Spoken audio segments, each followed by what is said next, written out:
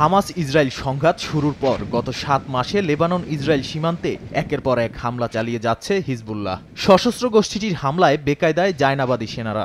গত কয়েকদিনে দফায় দফায় হামলার পর বৃহস্পতিবার ইসরায়েলের বিমান ঘাঁটি লক্ষ্য করে হামলা চালিয়ে তাক লাগিয়ে দিয়েছে হিজবুল্লাহ। চারদিক থেকে এমন মুহুর্মুহু হামলায় ধরাশায়ী দখলদার বাহিনী। এদিন নতুন এক শক্তিশালী অস্ত্র ও যুদ্ধকৌশল সামনে এনেছে ইরানপন্থী সশস্ত্র এ গোষ্ঠী।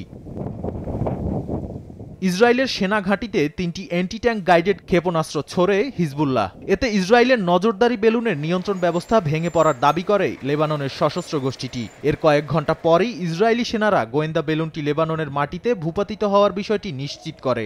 এর আগে মঙ্গলবার রাতে আবারও লেবানন সীমান্ত থেকে ৩৫ কিলোমিটার দূরে ইসরায়েলের ইলানিয়ার সেনা ঘাঁটিতে ভয়ঙ্কর ড্রোন হামলা চালায় হিজবুল্লাহ।